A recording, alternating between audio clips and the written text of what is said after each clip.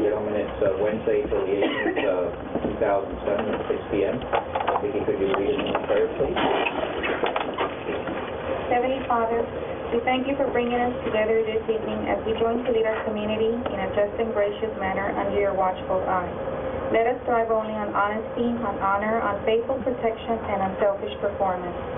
We pray for the victims of Virginia Tech and ask you give courage and strength to their families. We also pray for the safety of our servicemen and women. We pray this in your holy name. Amen. I pledge allegiance to the flag of the United States of America and to the republic for which it stands, one nation, under God, indivisible, with liberty and justice for all.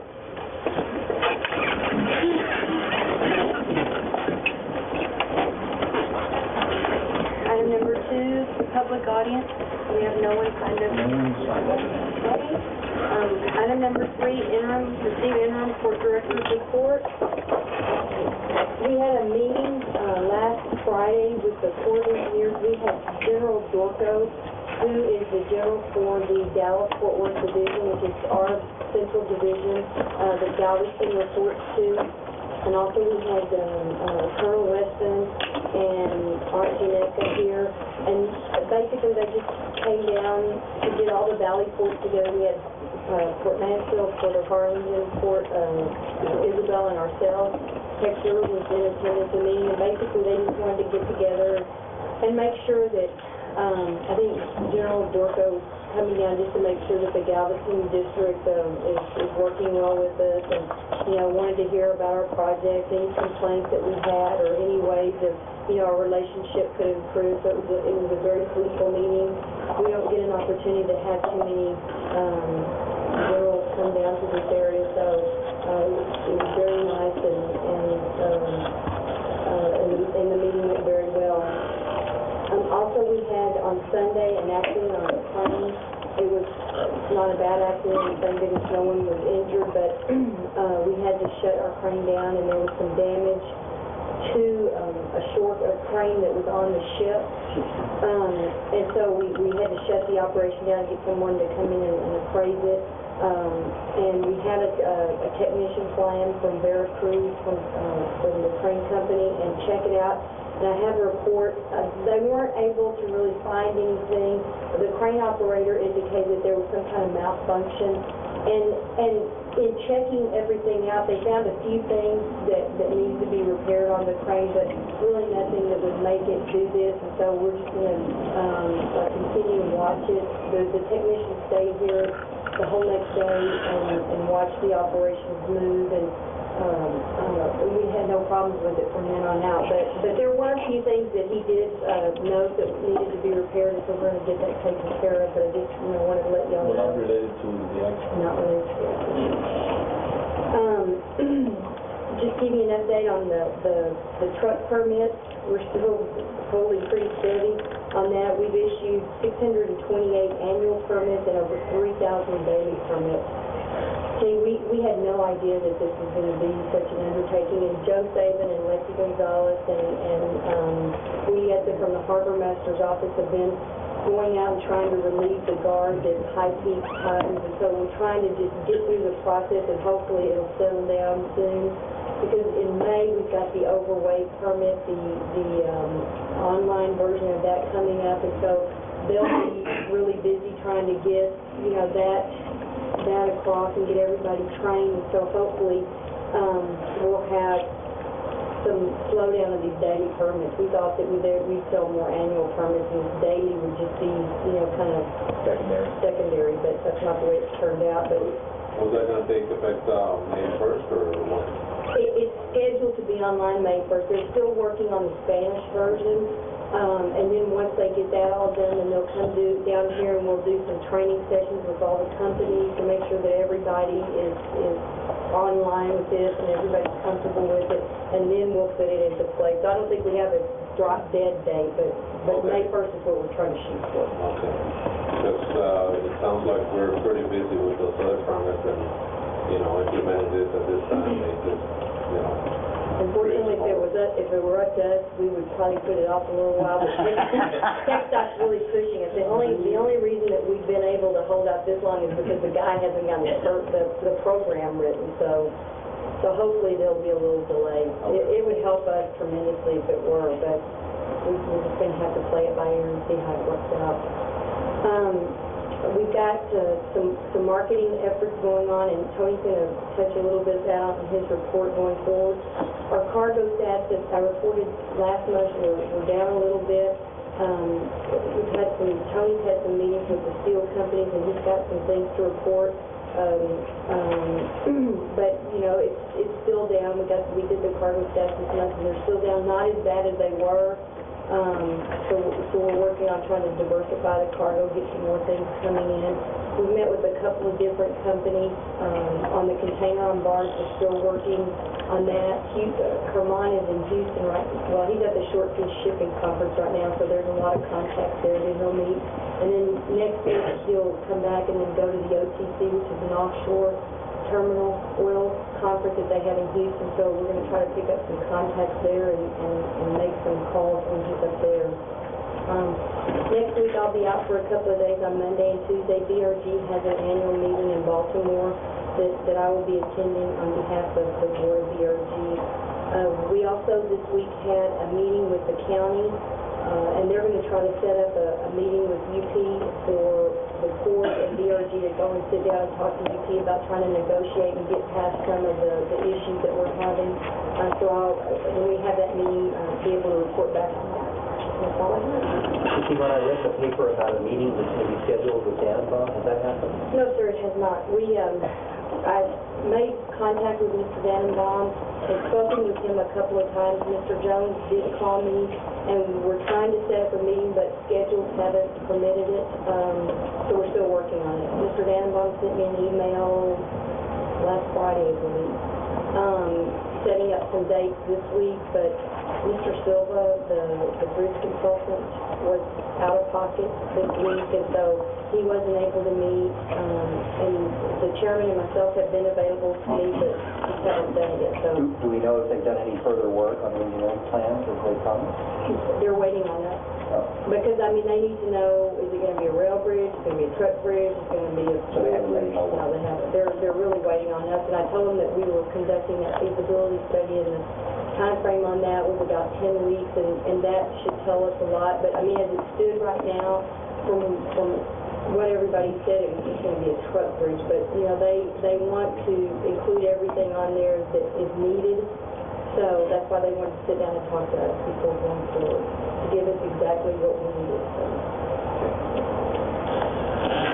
On to item number 4. Okay, the consent agenda items. Item number 4, consider an action on the following consent agenda items. A, approval of the minutes of the regular board meeting of April 4th, 2007. B, approval to authorize payments over $25,000. Number 1, Blue Cross Blue Shield of Texas, $43,848.27. Item 2, Siemens Financial Services, Inc., $28,564.75. Item number 3, SUMA,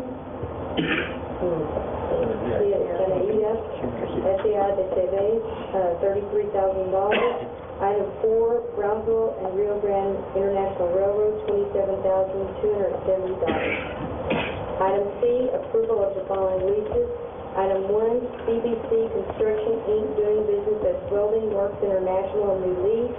Item 2, Motor Vessel Challenger 42, Inc., new lease. Item 3, Balkan Packaging Logistics, LLC, amendment. Item 4, Bedoli Group, Inc., amendment.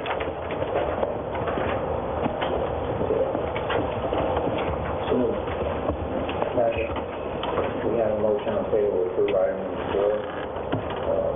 All those in favor? Opposed? I'm opposed simply to item B3. The rest I'm in favor. Okay, so noted. Thank you. Okay, item number 5, status report on S16 and S17 sidings. Hector Lopez is going to be doing that presentation. Chairman, members of the Board of Representatives, as you're aware, siding 16 and 17 project was broken into 2 phases. began back in October with phase one, which included the earthwork.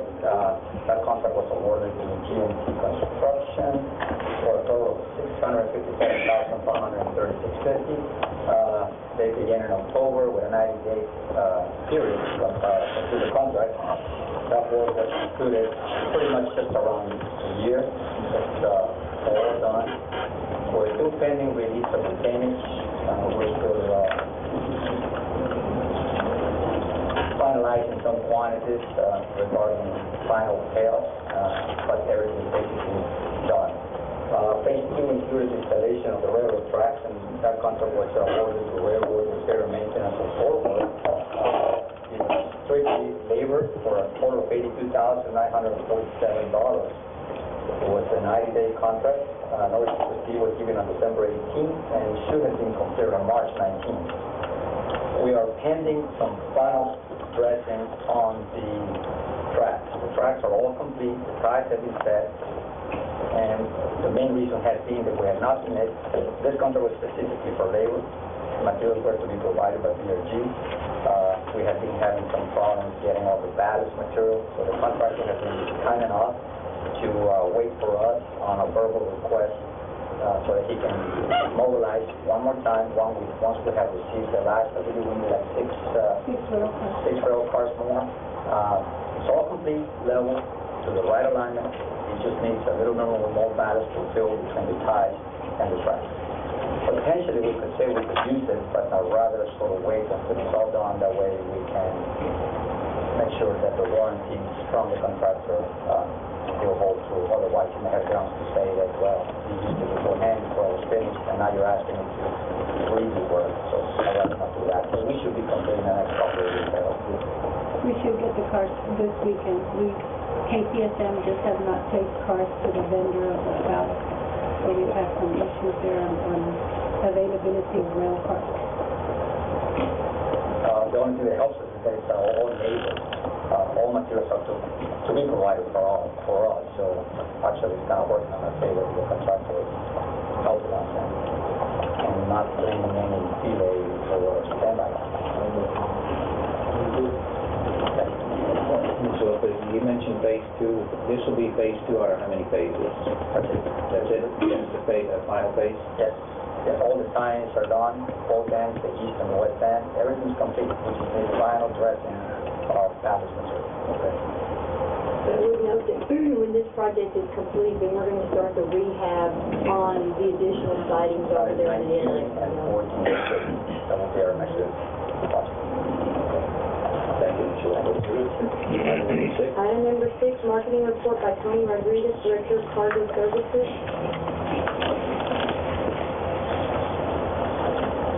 Good afternoon, Mr. Chairman, board members, Mark. Actually, this report is a little bit hard to write because of the status that we're going through right now. So let me just give some figures of what we're currently moving since the end of the year of March compared to last year. Last year, as of March, the port had moved 1,281,657 metric tons.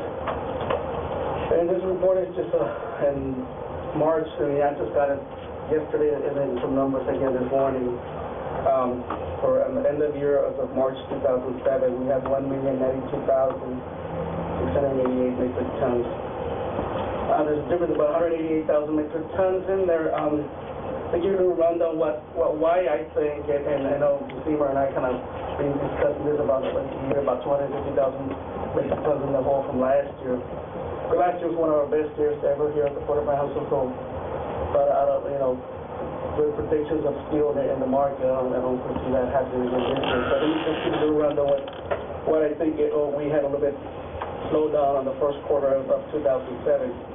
First of all, we had 4 vessels that we had to divert to Corpus because of the tunnel we had at the entrance of the channel. We had those 4 vessels that equal about 168,000 metric tons. Out of those 168 metric tons, we only got 84,000 metric tons that came back to the Port of Brownsville. In addition to those, we had 2 other vessels that were not loaded to capacity, and we lost there because of the draft restriction. We only got 38,000 metric tons. So the total loss for that first quarter was 122,000 metric tons. So that kind of más o menos gives about 188,000. So we're up to about 50,000 metric tons. If we didn't have the problems that we had in the year, the edge of the channel, that we could, all más o menos okay with about 50,000 metric tons off. But again, I said, it's a little bit hard writing this report. I don't know, we have some bad news, and a little bit of good news. We give you a little bit of what the steel market is doing, and of course I printed out two reports, or two speeches that were done by David Phelps, who's the president of the American International Steel. One he did back in October, but I attended the Breakthrough Conference, and of course they were saying that we're going to have a great year in the steel. Of course he just did one, actually this is October. This is one he just did in March, and he presented in China, Hangzhou, and saying, of course, the steel market, the slum that we're in. I call it the steel industry roller coaster ride. He calls it the cycle slum. Either way, let me just give an update what's going on in the steel market. The Port of Brownsville had a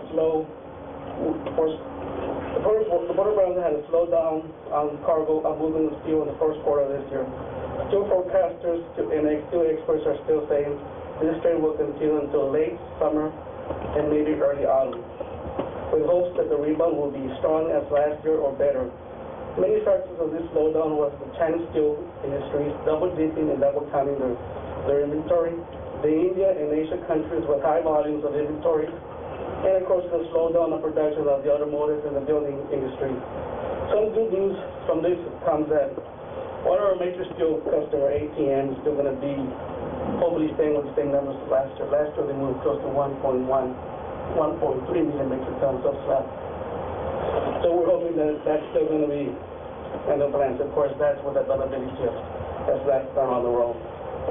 The other good news of ATM is KCSM. KCSM is still continue having problems with congestion from Lazos to Manzanillo into Monterey. So we already had a vessel that was diverted from Lazos into Brownsville.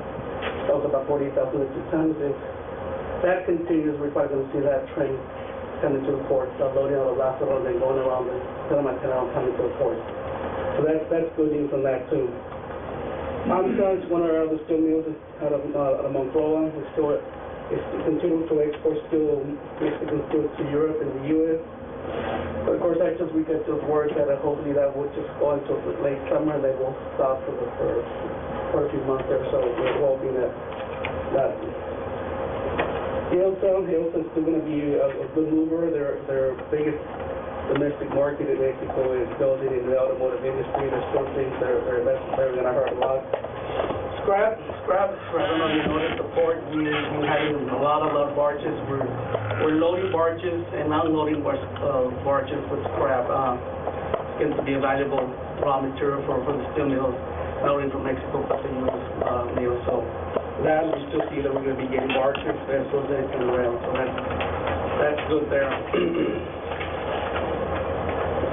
Of course, changing our strategies, like the CMR saying, trying to diversify our cargo statistics. We're now not only looking at the Mexican steel mills, we have to just turn around and look at our domestic steel mills in the U.S. Now we've seen an increase of our coils coming in out of Newport, Vertical, Aristotle, 74, AK, and of course U.S. Steel, which we're now going to have to be looking and visiting them, and not only just seeing our neighbors in Mexico, but seeing our people here in the U.S. As part of our other diversifications, we've been seeing some new services in the container barge. We see more touch a little bit on that.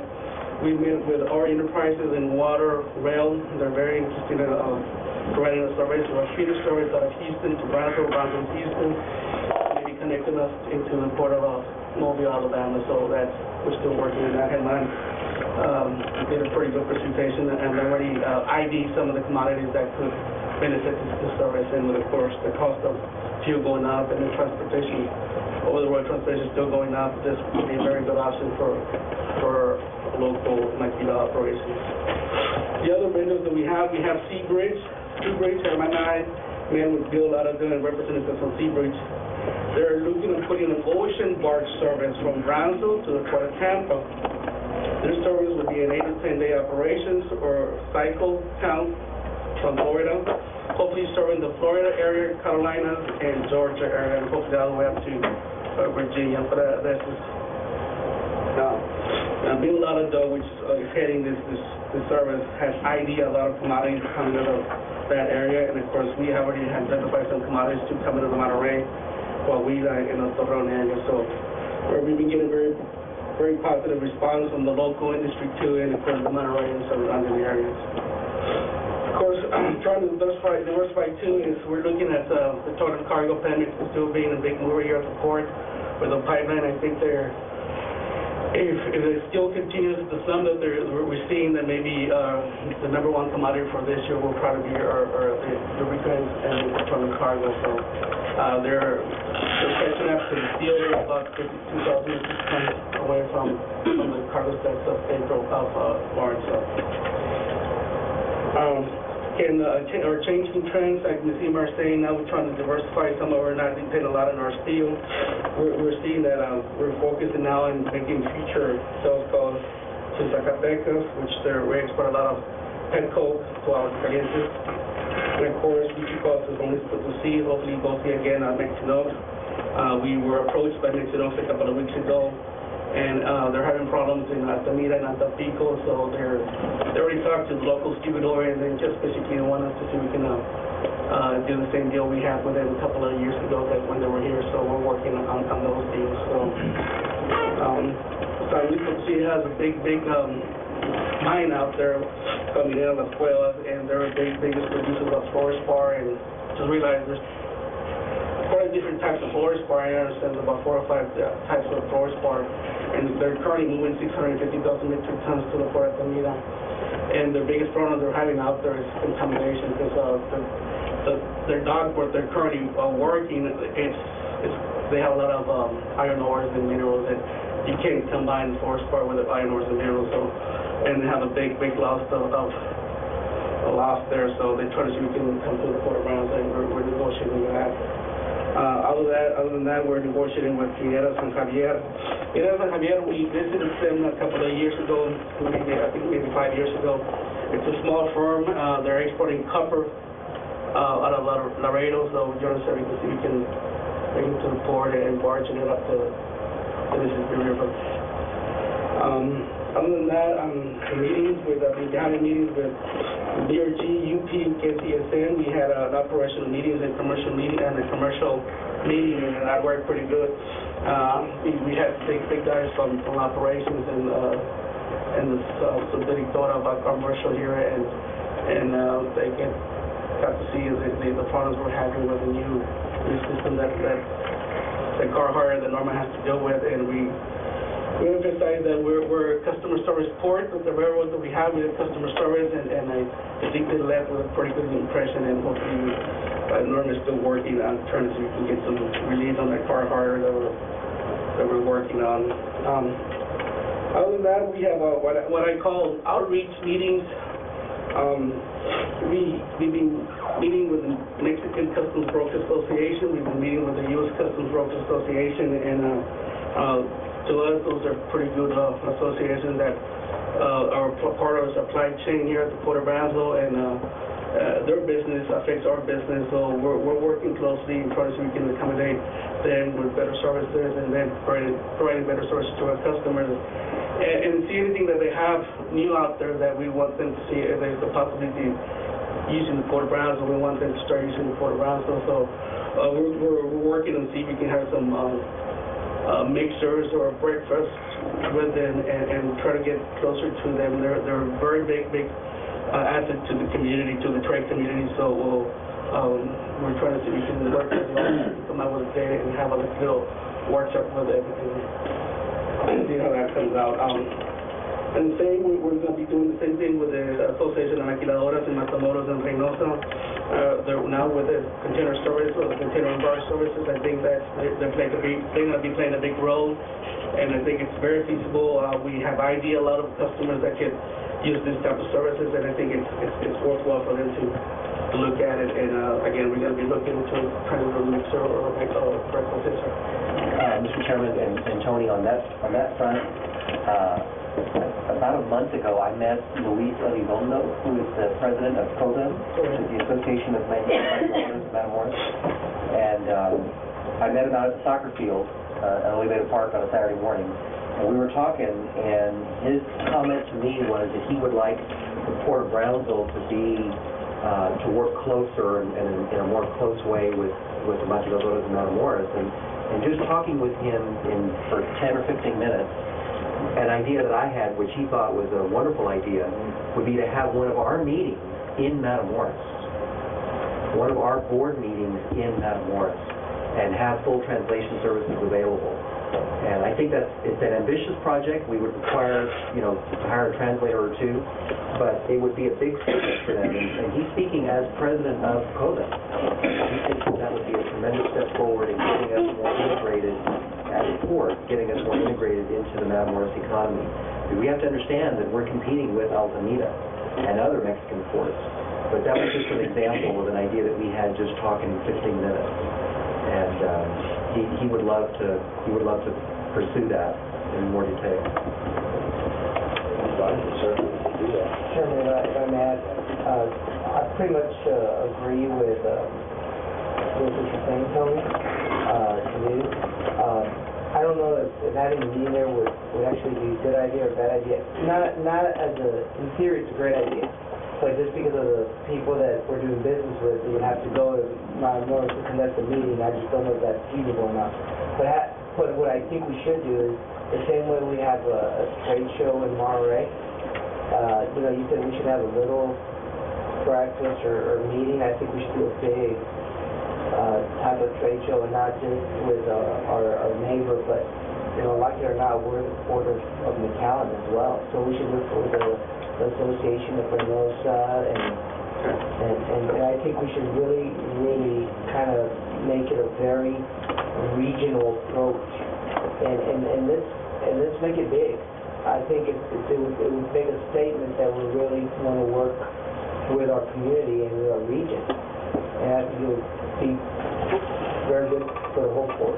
We'll just do it for what you're saying. Actually, this is stuff that we're working on. It's something that we've been working for the last 6 months now, and as part of when our budget came up, it's where we put aside breakfast or cocktails or mixers or something to get them involved. Big. And not necessarily the cocktail part, but breakfast and presentation type of deal, and have them.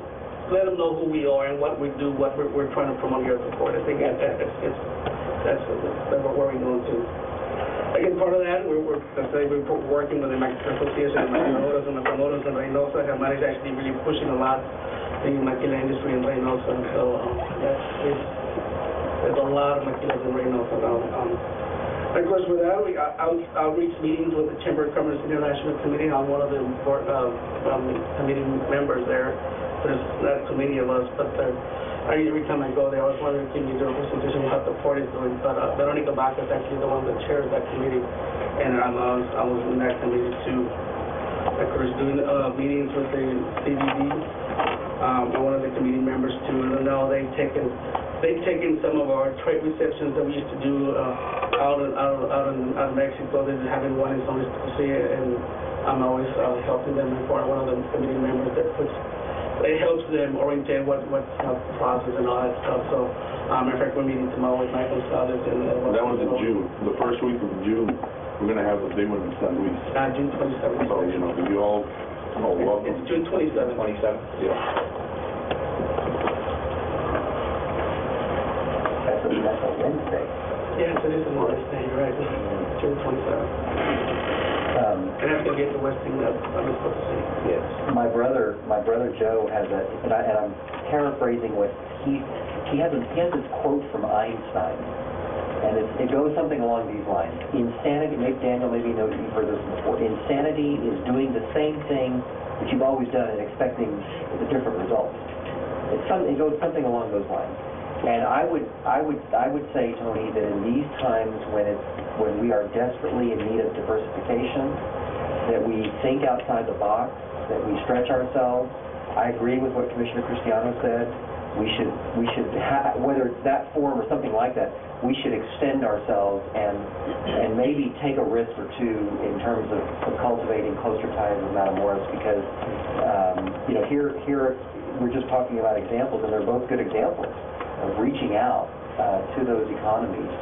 And if we keep doing the same thing like we've done before and expect the same results, then Einstein says that's insanity. Well, these trade shows were dropped by the port, and we picked them up as The convention Brownsville, visitors, yeah, and we're putting them on now, to help the port, and that's why we're having it in San Luis, because the port used to have them over there before, and it's getting a lot of more business people coming in from San Luis to the hotels and everything. That's why we decided to go back to San Luis, and the port is joining in and coming in on it. Well, and the reason why we did that is because, just for what you said, I mean, we do the same thing year after year, getting the same results, and we tried to do, a more regional approach locally, Matamoros, Reynosa, and then even going to the new markets that Tony mentioned, and identifying users of the port, and going to these trade organizations and giving our PowerPoint presentation on the port, and then once we get a good feel of who our potential users are, then we will go in and do many trade receptions, so that way we get a larger scope of people, and we can work with them and follow up on them and develop a relationship and then go forward. We participated last year in a trade reception in Reynosa. We've done Matamoros in years past. So that's what we're trying to do, is really key in and make our dollars count by turning it into revenue producers here at the port. I think it works excellent. We've done it once or twice, and we set up going today. We intensify. We need to ID what the potential customers out there, instead of just inviting anybody and just try to grab one from your room. I think we've done pretty good to try to intensify, like Francino was saying. And I think it's what's up for us to do. Just like that, Commissioner Salwith and Commissioner McDonald, it's certainly great to hear that, these ideas that we're trying to put together, because I feel that we all have that vision that we want the port to be great and succeed. And having said that, I know a couple of weeks ago I briefly met with the mayor of Matamoros, and he's very excited that he wants to meet either for breakfast or for lunch, just to communicate and see what we can do at that level in Mexico. And who knows, maybe, I know Donna has been given the directive to try to put that together, and maybe we can do something where they can bring their ideas onto the table as well. I know that there's excitement out there that they want to collaborate with us as well. And we're excited too now that the San Luis Potosí event is taking shape, but we've been invited by the governor out of San Luis Potosí for a breakfast, which is, it's very unusual. There are high dignitaries out there. So the governor is inviting us to have through the Brother Convention Business Bureau, and we're very excited about that too. Is our sister port agreement with San Luis, the dry port, is it helping out in any way? When did we sign in 2005? The one we signed with Puerto. What happened there is we have very little communications with them. Our customers already have rails first. They're what we call VS Solica, and they provide that service for that customers that don't have that type of service. Most of our customers already have rails first, Mexinos, Mave, Little Steam, that already have that service. Once in a while we do have a connection with people there, because they're using that service. But again, going back and trying to get that agreement that we have with them, trying to get it alive again, right? So, and they have the customs now there that they don't have to clear customs here in Matamoros. They can clear customs all the way to San Luis Potosí. So that's one of the advantages that they have to. Just to conclude my report here, we're still working very closely with the local stevedores, with the rail, with Norma and her people out in Monterrey, which is always very, very, very helpful to me and to the information they provide to us. For some reason, I just don't do sales or marketing. I'm always somehow involved in the operations for this and that, because I don't know why that sometimes they just call me and say, you know what, I haven't get my car, so I should just get Norma and the manager, you know what happened, so let's call the guys up in Monterrey, so, but it's just, I guess, the nature of things, I'm the one out there seeing the face, and they know me, and without issues just calling me, or some of this, they don't know that we have some services in Monterrey, to the BRG, but it's like working with Norma and her people in Monterrey, and her local people here working with sheep agents. Now, sheep agents are getting to be very important to us, because they're the ones actually knocking on doors, stitching lines, they guys with the 40 lines, this, that, so we're working with them too a lot. With the brokers, like I mentioned earlier, with the harbor master, because harbor master is always, you know, with the problems we have with the draft restrictions, we're always in contact with Ray, and Corey's always in contact with accounting. I'm always trying to be working out with DA and Congress. We have something really important to do that, but I think that we work pretty good at getting all that stuff done and trying to make the customer happy. And actually, just to conclude, I know there was an email that I sent to you all about our Monroe trade reception, and there was dates that were thrown back and forth. And I think after discussing it back and forth, I think the date that we kind of have come up with, it's October the 3rd. The bad thing is to me, it's a Wednesday. It's a Wednesday, and that's, we always do it on a Thursday, because it's a lot easier for us going on a Thursday morning, coming back and not interfering with too much of the weekend or the middle of the week. But it just happens that's the only day that is available in the hotel that we're looking at. We look at 3 other hotels, but it's just cost-effectively, I think we look at, we're going to have to stay at the top block because of the price of rooms right now. So other than that, that's my report. Like I said, it's a little bit of bad news, good news, but hopefully Just one thing. Education is the key word there. So I just wanted to, for clarification purposes, you know, the steel industry, is that attributable, I guess the slowdown in traffic here with the steel industry at the port, is it attributable only because of the business at the port, or is it a global thing? Actually, it's worldwide. Okay. It's worldwide. I was in Monterrey last week, and it was funny that I was knocking our current customers, knocking on new customers, and you know what, the Port of Houston was just here, the Port of Altamira was just here, and everybody, everywhere that handles steel has been slowed down on the steel market. But it is just because of this market. Matter of fact, I was mentioning to Bill Saban earlier that the hot roll right now is going at $780 a metric ton, versus we used to be at $500, $600. So cold roll is going to close to $800 a metric ton. So, and it's just that the price of steel has gone sky high, and China takes a big role on it. The biggest producers of steel, and they have a lot of the inventory, and they're just trying to see what they're trying to do, because hopefully the price of steel hopefully equalizes, hopefully back by late summer, and won't affect us that much. But everybody is having the fun that we're having.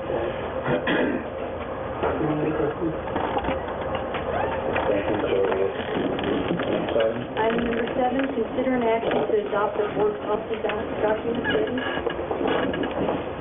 Are we ready for this? If you want to go ahead and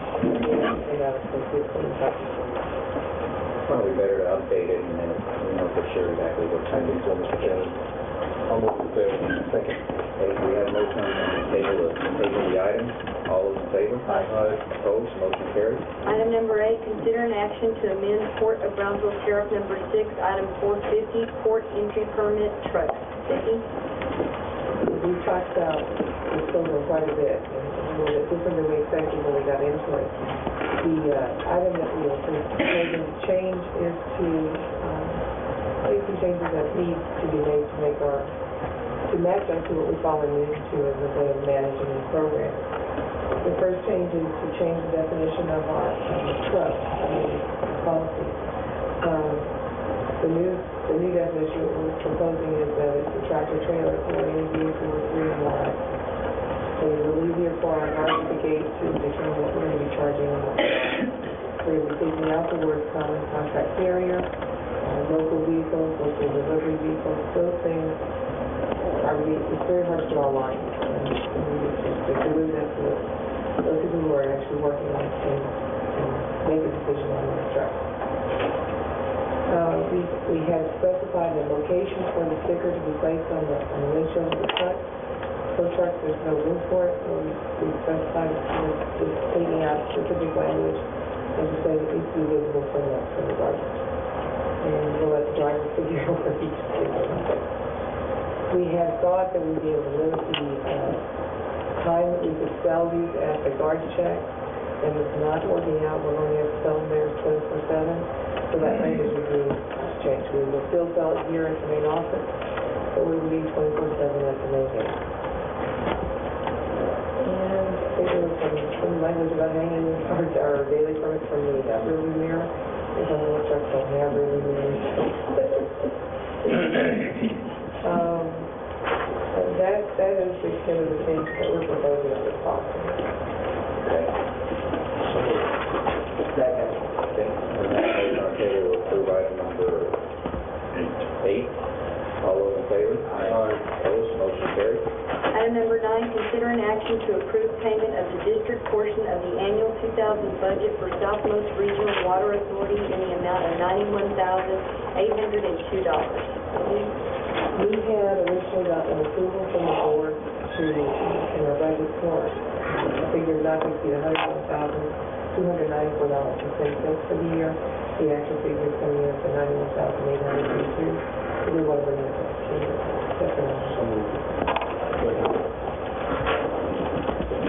We have a motion on the table. All those in favor? Aye. Opposed? Motion carries. Item number 10, consider an action to change the salary pay days from semi-monthly to bi-weekly effective April 13, 2007. Joe?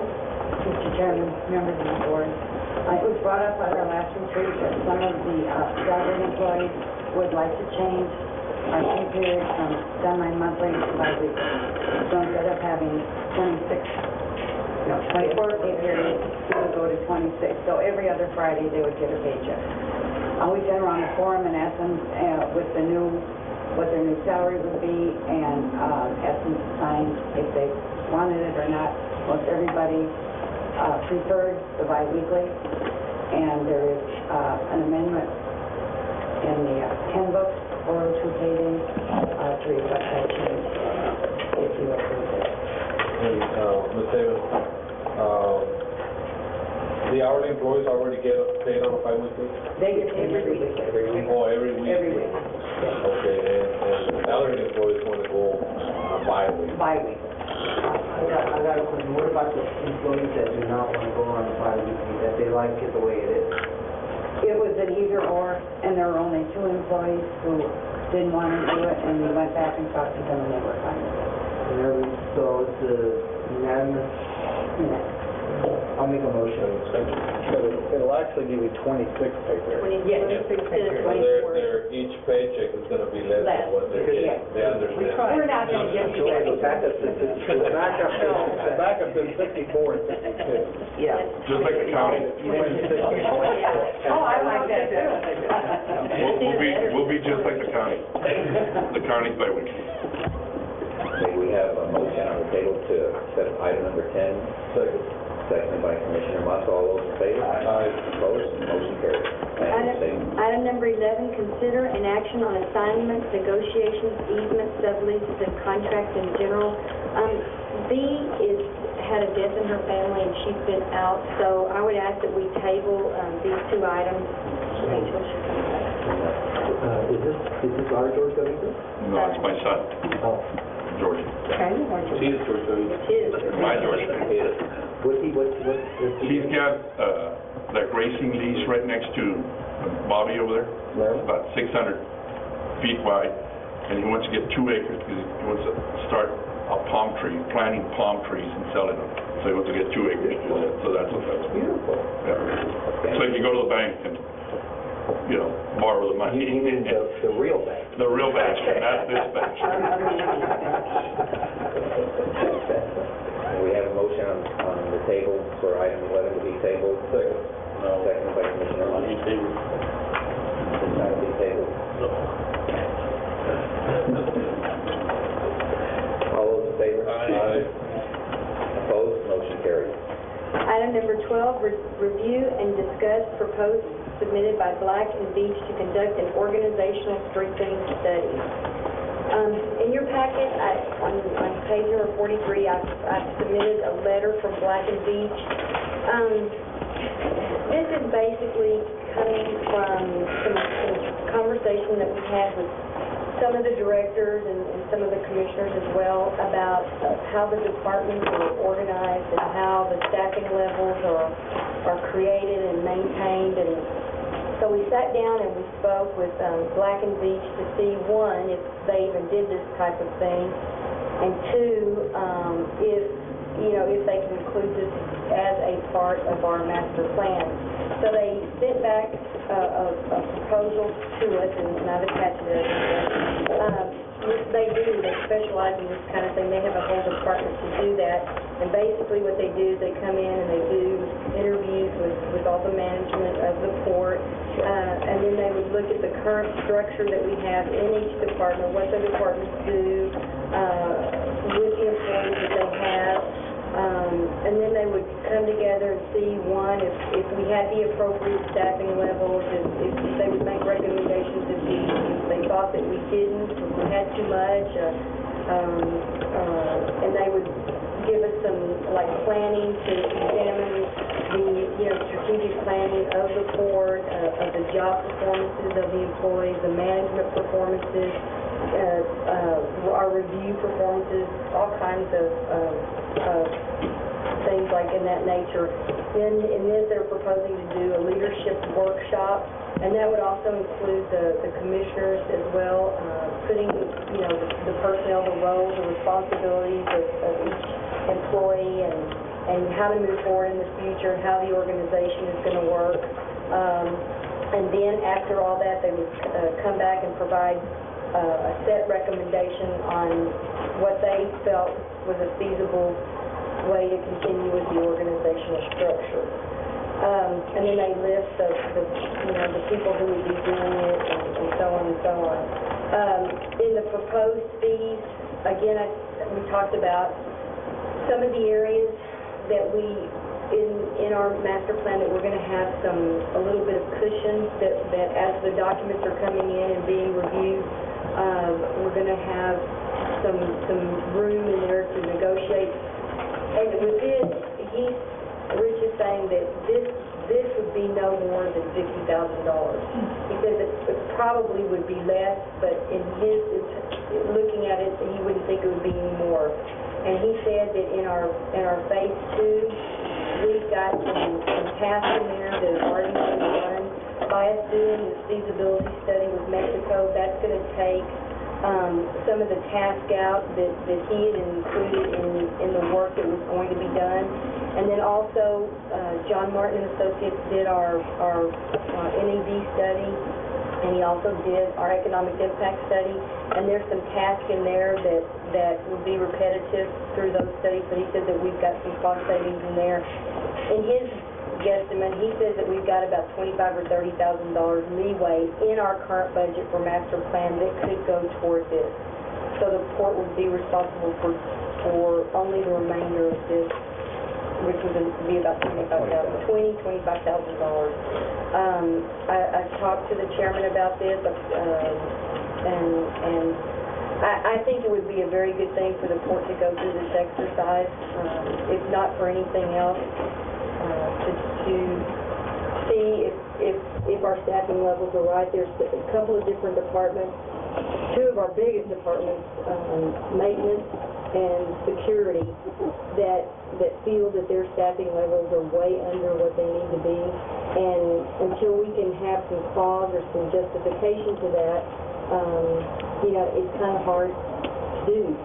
So what this would do is, and maybe we have enough levels. Maybe we just need to reorganize the way we do things. And I think it would just be very beneficial for a company that does this to come in and give us some assistance in that area. I think it would be a great chest for us to do something like this. I think it would be a great tool to have. I want you to go back and ask them to give us more of an exact, numbers, because I don't want to come back and say. I just want to see if the concept was okay with y'all. I love the idea of the concept. If you're asking us today to go ahead and make a motion to continue discussions with them, I'll make a motion for that. But I would I'm sorry, but it's not on the agenda for action. Okay, well, thank you. It's on there for review, and sorry, but Yeah, I mean, that's all, I just want to make sure that y'all were okay with this before I waste their time any further with really Well, coming it up sounds with... like a good idea, we just need to get some, see how much it's gonna cost us. Yeah, well, he said it would not be over 50,000, and that's why we started looking at that, you know, we could pull from resources in money already budgeted, because it's redundant what we're doing with some of the studies that we've already done, so that's hopefully. So I will come back, next board meeting with a proposal. Chairman, I would like to get the name of the company stated. What was, I didn't catch Black that. and Beach. Black and Beach? They're the Black ones and that are Beach. doing our master plan, yes, sir. Black and Beach. Yes, sir. Item 13, consider an action to award steamship agent license to Admiral C. You want to take these decisions? Yes, Okay. Yes, Yes, I need it. Okay. Admiral Steamship Agency Bill and Company. This is the general comment that this is a part of our new sheriff. We finally got the applications out to all the companies. I sent out about 30 letters to everyone who's been doing business with an agent in the port. And these four have gotten their applications in. They've gotten their fees in. One of them has posted a deposit to establish credit. Insurance is in. All of the things we've asked for, and these people that have been doing business with us. And we're very satisfied. And Admiral Steamship and Bill is the first one on the list. We are recommending that be granted. so moved. Second. Okay. All those in favor? Opposed? Motion carries. B, Dix Agency, Brownsville, LP. We're also recommending. I'll make the motion. Okay, so we have a second. Second. Okay. All those in favor? Aye. Opposed? Be noted that Commissioner Alessandro is abstaining. C, General Steamship Corporation. That we're also recommending that. So moved. Second. All those in favor? Aye. Opposed? Motion carries. D, NAS Agency, Inc. We're also recommending. Second. Okay. All those in favor? Opposed? Motion carries. Item 14, adjourn into executive session. All those in favor? Aye. Motion carries.